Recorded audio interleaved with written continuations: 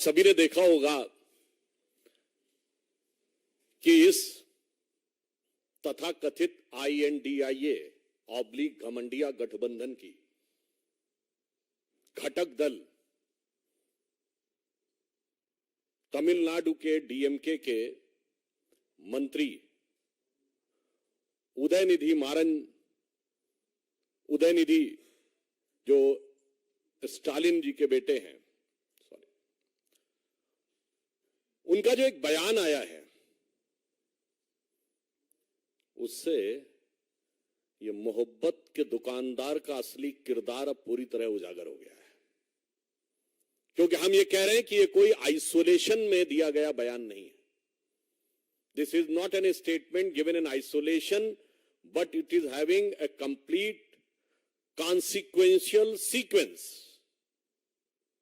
आप पिछले कुछ समय से देखिए, बिहार के शिक्षा मंत्री पहले हिंदू धर्म ग्रंथों के बारे में बयान देते हैं, ये भी n.d.i.a ऑब्लिक घमंडिया के घटक दल है। फिर उत्तर प्रदेश में स्वामी प्रसाद मौर्य अभी चंद दिन पहले हिंदू धर्म धोखा है बोल चुके हैं। याद करिए, इससे पहले कर्नाटक में वर्तमान में पीडब्ल्यूडी मिनिस्टर सतीश झारकीवली, जो कांग्रेस पार्टी के हैं, मुख्य घटक घमंडिया गठबंधन का, ये बोल चुके हैं हिंदू शब्द बड़ा गंदा है, जब ये कार्यकारी अध्यक्ष हुआ करते थे कर्नाटक प्रदेश कांग्रेस के। गोपाल इटालिया, जो इस समय आम आदमी पार्टी के महासचिव हैं, जो गुजरात आम आदमी पार्टी के अध्यक्ष हुआ करते थे, वो बोल चुके हैं कि मंदिर नहीं जाना चाहिए, देवी देवताओं की पूजा नहीं करनी चाहिए। और अब उससे पूर्व के भी दौर की बात याद करें तो जब ये सत्ता में थे, जैसे आज आदरणीय गृह मंत्री जी ने बात याद दिलाई है कि क्या कहते थे, मुस्लिम should have first right over the national resources of India. इन्होंने अपने मन से तथा कथित हिंदू आतंकवाद की पूरी थ्योरी गढ़ ली थी। याद करिए, जनवरी 2013 यूपीए सरकार के गृह मंत्री सुशील कुमार शिंदे जयपुर में यह बयान देते हैं कि हिंदू टेरर कैंप्स चल रहे हैं, और जब सदन में उनसे पूछा जाता है आप होम मिनिस्टर हैं, आपने बयान दिया है तो सबूत दीजिए, तो अपना स्टेटमेंट विड्रॉ कर लेते हैं कि मैंने ऐसे ही कहा था। इसलिए ये जो घटनाएं हैं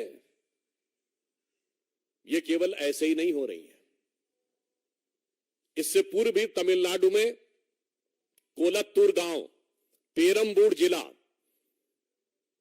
वहां पर कुछ साल पहले यह कह दिया गया कि मुस्लिम समाज की आबादी 70% हो गई है तो मंदिरों में पूजा नहीं होनी चाहिए, क्योंकि उनकी धार्मिक भावनाएं हर्ट होती हैं। और इसी गठबंधन के घटक दल डीएमके की सरकार ने उसे एक्सेप्ट कर लिया।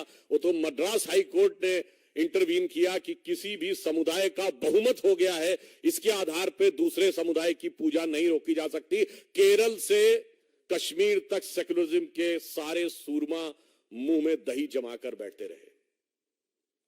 और आज जो एक घटना हुई है जिस पर हम आपका ध्यान आकर्षित करने के लिए आए, इस पूरी श्रृंखला को देखिए। और ये जो घटना हुई है इसमें तमिलनाडु के मंत्री उदयनिधि जिस कॉन्फ्रेंस में पार्टिसिपेट कर रहे थे, उस कॉन्फ्रेंस का शीर्षक क्या था? इरेडिकेशन ऑफ सनातन धर्म।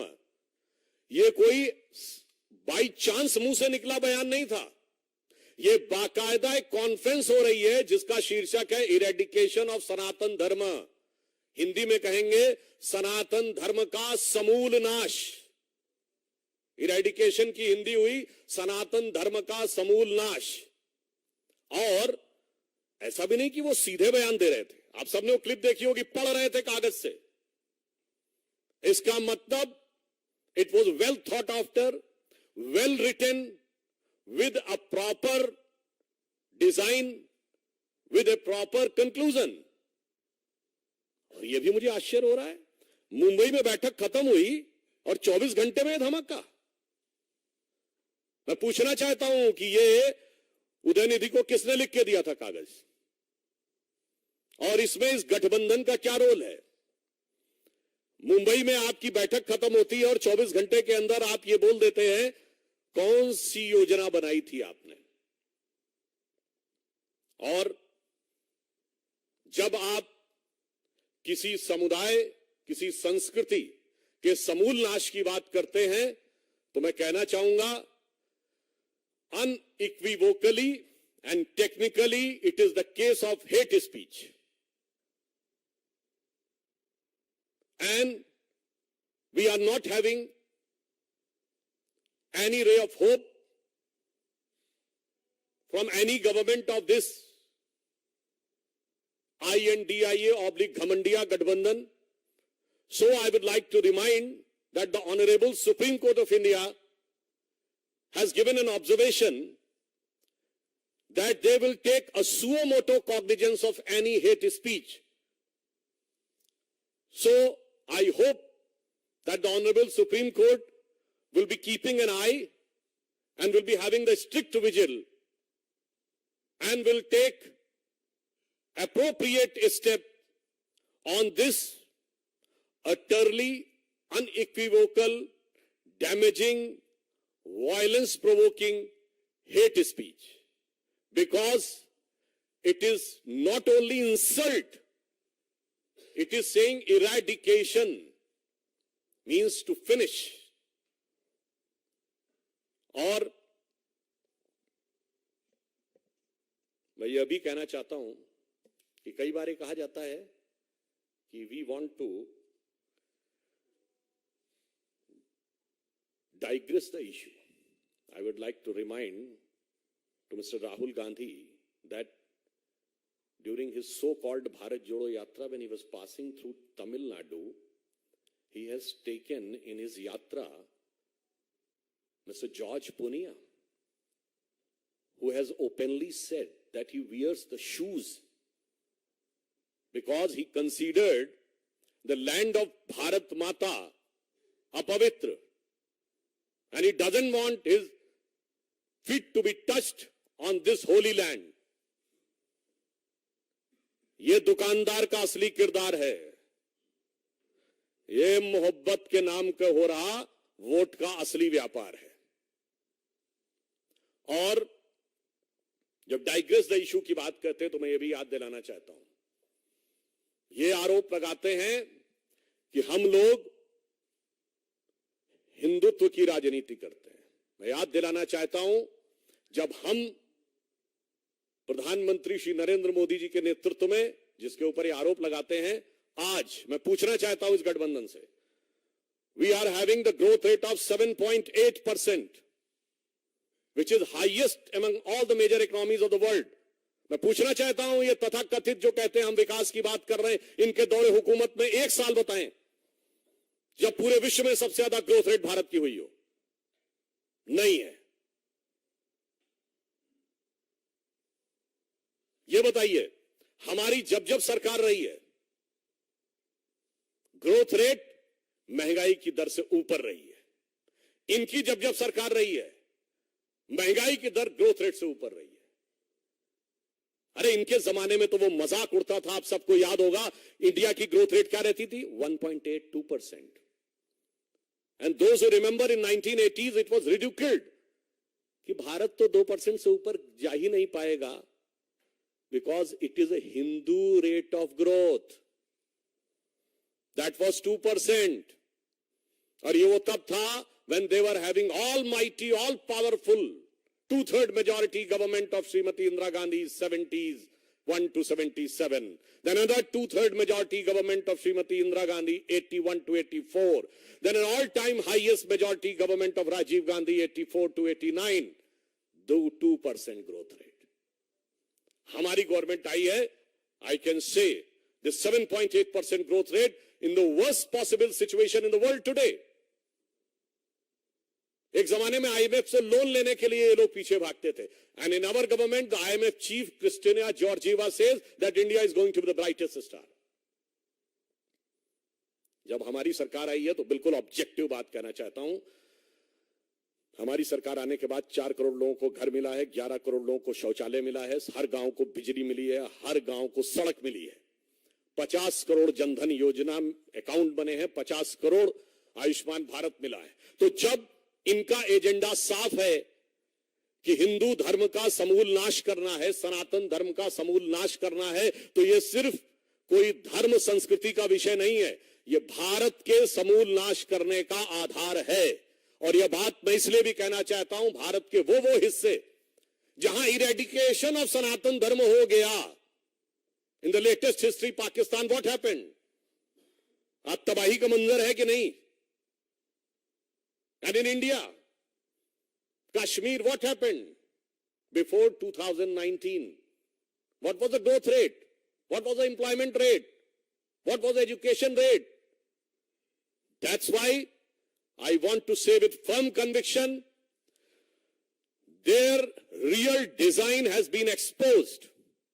And this design is nothing but to hit and demolish the basic framework of this country, which is the base of knowledge, which is the base of development, which is the base of prosperity. मैं याद दिलाना चाहता हूं, ये so called secular सरकार में इस देश में सोना गिरवी रखा गया था। Foreign exchange reserve 1991, I would like to remind, within 1 year 2 times devolution of rupee, $1 billion, less than $1 billion of foreign exchange reserve. And it reached 100 billion in Vajpayee government, crossed 500 billion in Modi government. This is our development. और आप जिसको मुद्दे की बात कहते हैं, आपका मुद्दा सिर्फ भारत और भारतीय संस्कृति का अपमान ही नहीं करना, अब बहुत साफ हो गया है कि उसका समूल नाश करना है।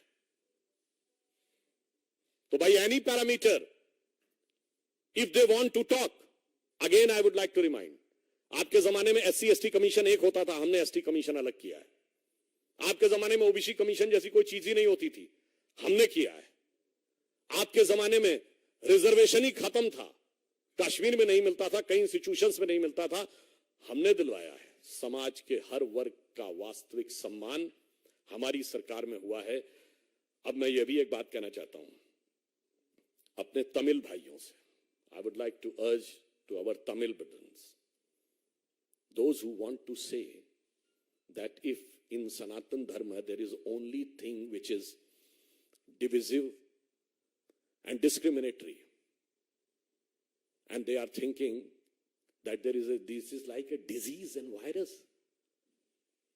मैं उनको याद दिलाना चाहता हूं, if the scientist like Robert Oppenheimer sees its inspiration from Srimad Bhagavad Gita, if the scientist like Erwin Schrödinger in his book What is Life says that he is inspired by Upanishads, if the father of the rocket science, Werner von Braun, whose guru was Hermann Oberth, and he said that he uses to read Vedas for knowledge, Werner Heisenberg has said that he has got the final concept of relative uncertainty by discussing with Gurudev Rabindranath Tagore on the Vedantic philosophy. मेरे भाई, अगर बड़े बड़े साइंटिस्टों को इसमें knowledge नजर आ रही है और आपको सिर्फ डिवीजन नजर आ रहा है, तो वायरस आपके दिमाग में आ गया है। वायरस ये नहीं है, the virus is in your mind, and this virus is nothing but, one is a Macaulay virus of 19th century, another is a Marxist virus of 20th century.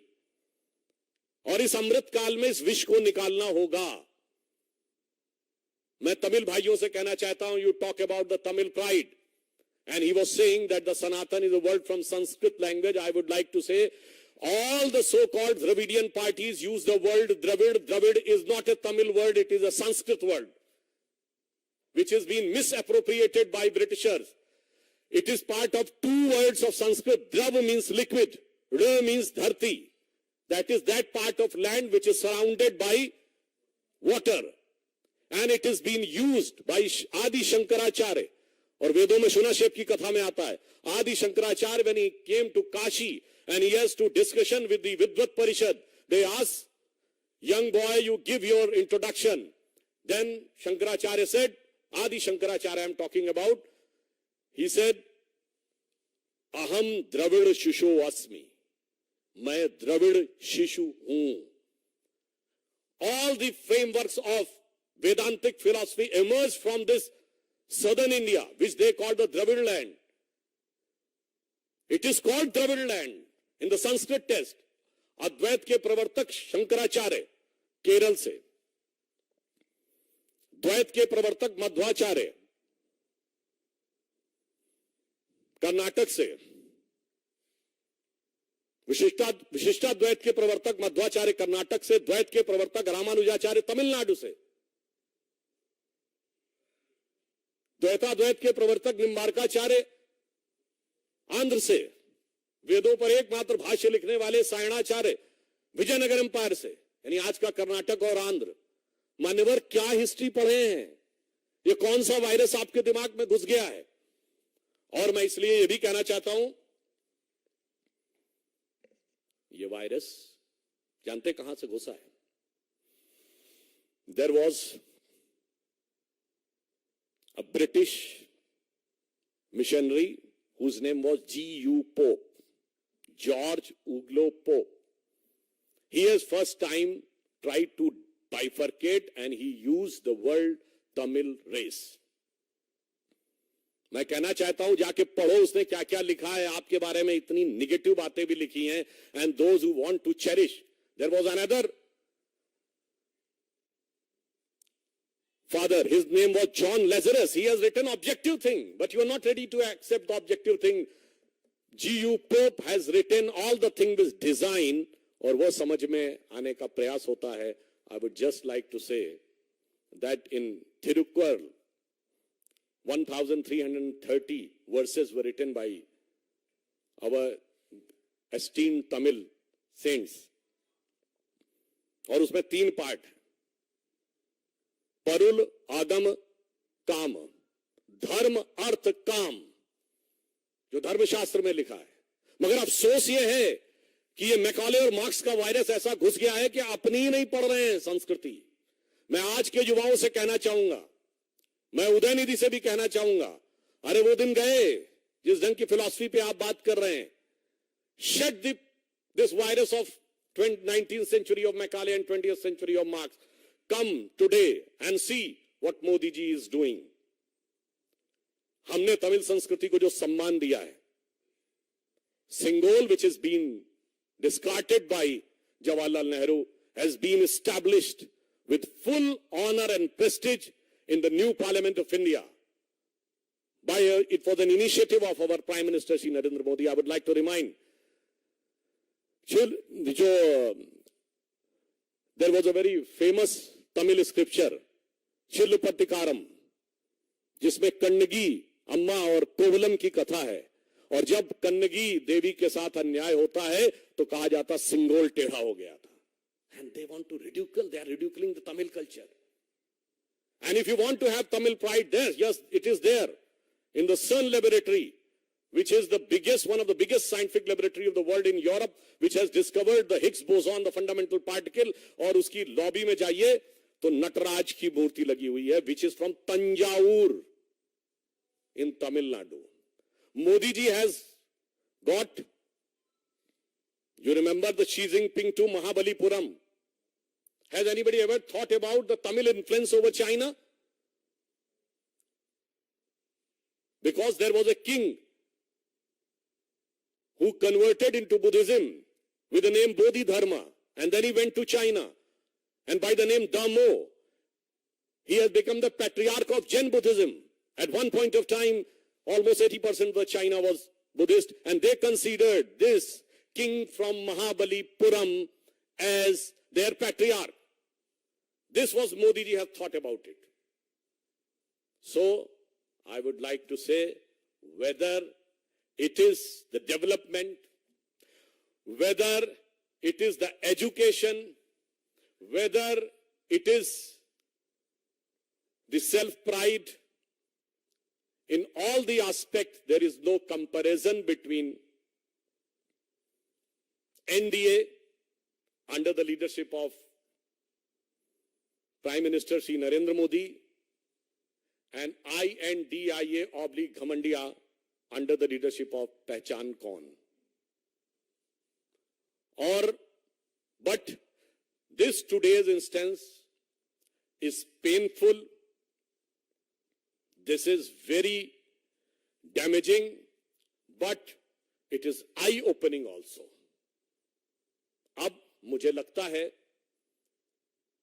कि राहुल गांधी और कांग्रेस पार्टी के पास कोई जवाब नहीं रह गया है। उनके मुख का मुखौटा पूरी तरीके से उतर गया है। इसलिए मैं अंत में कहता हूं, हम भारत के जिस विकास की ऊंचाई पर मोदी जी के नेतृत्व में ले जा रहे हैं, ये सिर्फ सनातन धर्म का ही नाश नहीं करना चाहते। They doesn't want just only to eradicate the Sanatan Dharma, they want to eradicate the entire developmental paradigm of the present government. और ये मैं इसलिए बोल रहा हूं, during our childhood, we used to hear today's Chennai, then Madras, was considered one of the most industrially developed city. आज कहां है चेन्नई? पीछे छूट गया। दिल्ली मुंबई से पीछे नहीं छूटा, गुरुग्राम से पीछे नहीं छूटा, बेंगलुरु अहमदाबाद से पीछे नहीं छूटा, हैदराबाद से पीछे छूट गया। क्यों? क्योंकि आप यही करते रहे। I remember during one of my program in Chennai, I asked the DMK spokesperson कि why the Microsoft has gone to Bengaluru. They said because the climate there is good and here the climate is hot. So I want to say that you keep on keeping these type of hot climate and the development will get evaporating from there.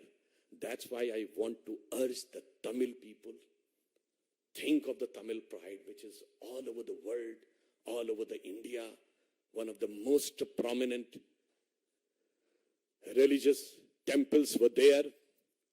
And look at the pace of development, look at the work undertaken for the poor and downtrodden, and have a clear, categorical vision in your mind कि कौन किसके साथ खड़ा है, कौन भारत के विकास के साथ खड़ा है, कौन भारत के समूल नाश के साथ खड़ा है। we want to say कि हम उस भारत के साथ खड़े हैं जो अब दुनिया में नई छलांग लगाने के लिए आगे बढ़ रहा है और जिसको पूरा विश्व दुनिया से, पूरे दुनिया भर से सब लोग उसका सम्मान कर रहे हैं। तो मैं एक पंक्ति कह के समाप्त करना चाहूंगा कि आवर विजन इज, स्वप्न देखा था कभी वो आज हर धड़कन में है, एक नया भारत बनाने का इरादा मन में है, बढ़ रहे हैं हम प्रगति की ओर उस रफ्तार से, कर रहा है विश्व भी हमको नमन उस पार से। धन्यवाद।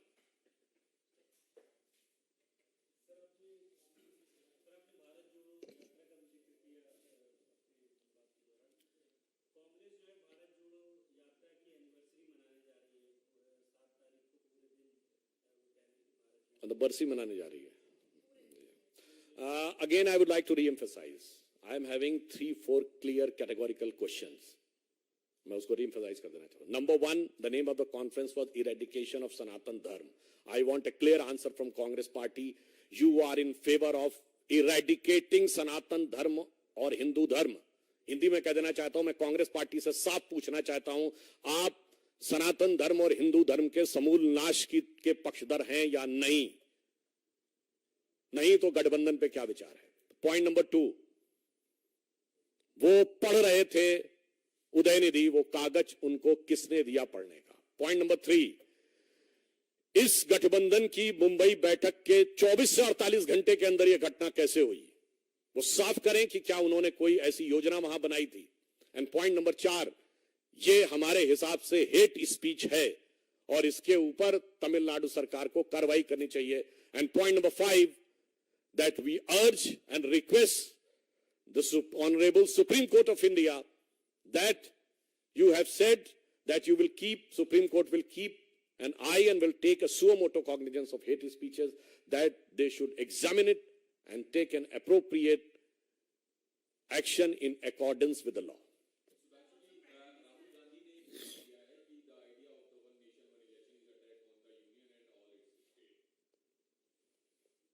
देखिए, अभी वो वन कोलिशन, वन कोऑर्डिनेशन तो कर नहीं पा रहे हैं, तो मानी हुई बात है। वन आईडी, वन नेशन, और वन नेशन को मानते नहीं है because they considered India is amalgamation of 22 Nations, और उन्होंने 2 नेशन थ्योरी एक्सेप्ट की थी। So they don't believe in one nation. They have no concrete design for one coalition and not having any coordination. So obviously they will talk about negative about one election.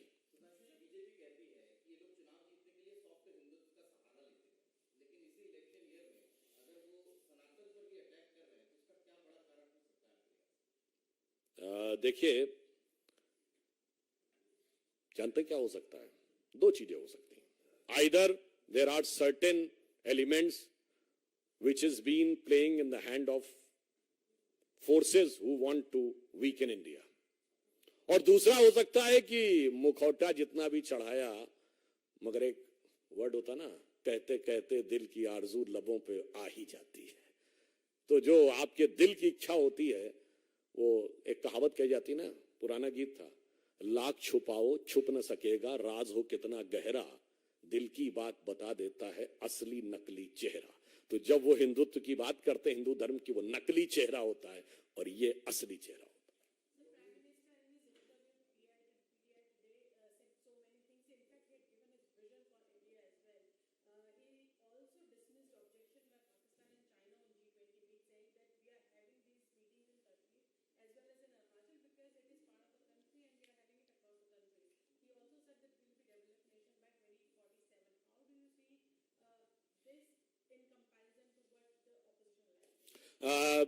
During the opposition time, Kashmir Valley was witnessing Bharat Tere Tukde Honge. Kashmir Valley was witnessing the flags of ISIS. Kashmir Valley was witnessing the flags of Pakistan. Kashmir Valley was witnessing Pakistan Zindabad. And they were unable to hoist the national flag on Lal Chowk even on 26th January and 15th of August. And not only this, during their tenure, the most pious mosque of the Muslims in the entire country, Hazrat Bal, was captured by terrorists. During their regime, the biggest Sufi shrine of the country, Charare Sharif, was burnt alive, destroyed. And during our regime, जो कहते थे तिरंगे को कंधा देने वाला नहीं मिलेगा, डल लेक के किनारे तिरंगे की कतार देखिए और G20 समिट हो रही है. इन्वेस्टमेंट मैक्सिमम हो रहा है, मैक्सिमम टूरिस्ट आ रहे हैं, डेवलपमेंट का बेस आगे बढ़ रहा है. That is the different picture between their rule and our rule.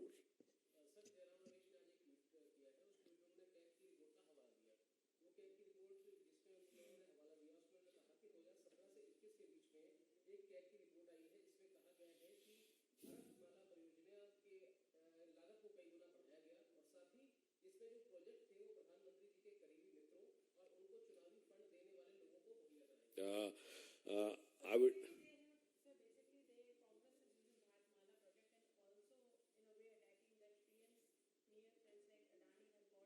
नहीं, आपने implicit बोला, I will give the explicit answer. Overt, covert दोनों. I am saying Jairam Ramesh ji is a quite well-read person. So I would like him to just look at it. You are talking about per kilometer 18 crore rupees. It was just in the simple situation. And what is written in that? The tunnels, the flyovers, and the overbridges exempted. That will have a different cost. Can we imagine that the making 1 kilometer road on a plain road and 1 kilometer in the tunnel is same cost? And if in this expressway there are 2, 3 over, in some places there are 4 overlapping, 8 lanes, it's for 1 lane. So अब तो ये तो वो बात हो गई ना कि 1 स्क्वायर मीटर पे कंस्ट्रक्शन की कॉस्ट इतनी है, तो 1 मंजिल की भी उतनी होगी और 10 मंजिल की भी उतनी होगी. ऐसा तो नहीं हो सकता. तो जयराम रमेश जी समझदार हैं, समझ तो सब रहे हैं, मगर क्या करें, किरदार तो उस दुकानदार के इशारे पर निभाना है, इसलिए क्या कर सकते हैं. और फिर हम ये भी कहना चाहते हैं, I would like to remind, when in Bofor's case, when CAG has given an adverse report, and it was not just by the CAG, because the finance ministry of Rajiv Gandhi government has appointed an agency called Fairfax, and based on the findings of the Fairfax, then CAG has given an adverse remark on Bofors. What was the statement of Congress party? कि इनकी full pant के नीचे half pant है CAG के. This was a respect for the institution, and we are giving clear, categorical clarification.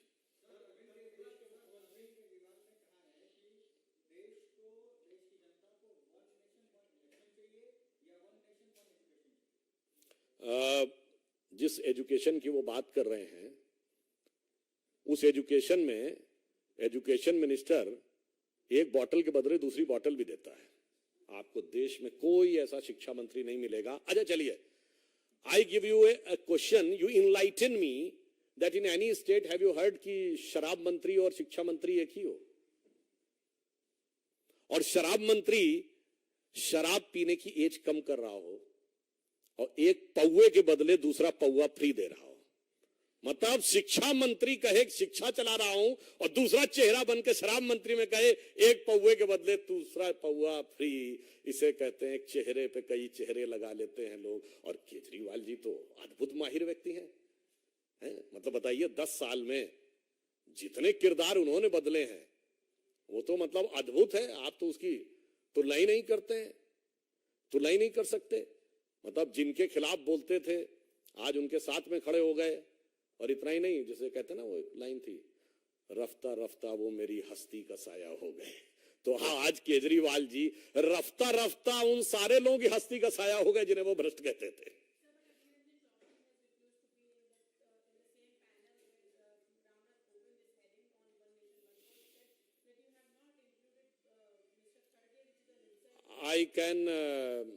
I am having respect for Shri Adhir Ranjan Chaudhary ji. He is a leader of the opposition, but I am fully sympathizing with him. I am also having respect for him because I am member of PSC and he is the chairman of PSC. So I am having personal interaction with also. But unfortunately, what he is saying, I am having full respect for him. What type of disrespect has been given by Congress to him? Because when he said in Kolkata that the Trinamool Congress government is killing Congress workers, he said there is no democracy in West Bengal. He approached to the court, but he was ordered to put tape on his mouth the moment he landed in Bengaluru. And not only this, for the first time in the history of India, when a no confidence motion was moved against a government, leader of the opposition has not initiated it. Forget about initiated. His name was not there in the list.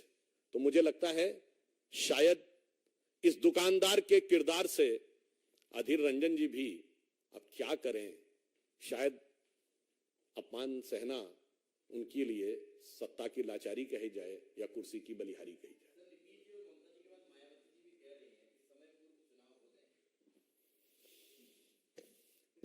देखिए, मेरा ये कहना है, सबको अपने अपने कयास लगाने का हक है, तो जिसको जो कयास लगाना हो लगाए, परंतु हमारी सोच चुनावों तक सीमित नहीं है.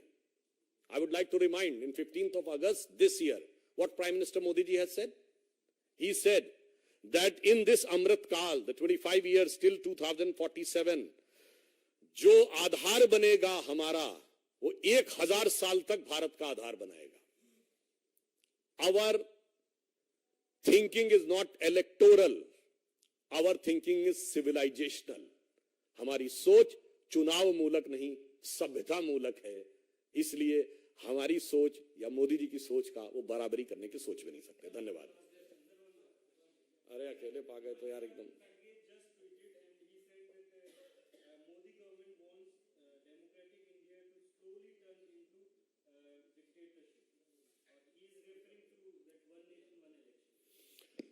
तो इसका मतलब कि जब जवाहरलाल नेहरू जी के टाइम में वन नेशन वन इलेक्शन होता था, तो it was what type of rule it was. तो मुझे समझ में नहीं आता है, ये कांग्रेस के नेता अपने नेताओं को बदनाम करने में भी कोई चिंता नहीं करते. मतलब अगर मोदी जी पर अटैक करना हो तो नेहरू जी गलत थे. मोदी जी के प्रति घृणा इतनी है कि सरदार पटेल साहब की दुनिया की सबसे बड़ी मूर्ति बनी है. पूछिए आज तक कोई कांग्रेसी गया है उस मूर्ति पे फोटो खिंचाने? कितनी हकारत भरी हुई है. अपने नेता को छोड़ दिया. और ये सेकुलरिज्म के सूरमाओं से पूछता हूं, डॉक्टर एपीजे अबुल कलाम के नमाज़े जनाजा में कितने गए थे? सिर्फ इसलिए कि हमने राष्ट्रपति बना दिया था उनको। चलिए वो छोड़िए, पूछिए जाके कलाम मेमोरियल में कितनों का फोटो है। इसलिए जो आपने सवाल पूछा है, वास्तविकता सबके सामने है और कांग्रेस का यह चरित्र, वो अपने नेताओं के बारे में भी जो कहना चाहते हैं, और जहां तक मेरा ये कहने का सवाल है, अगर वो ऐसा कह रहे हैं तो अशोक गहलोत भी तो बोले थे, कहीं नहीं उनसे कह रहे हैं। अधीर रंजन चौधरी जी भी कहते, तो वो ये नेता प्रतिपक्ष राज्यसभा है खड़गे जी, तो अपने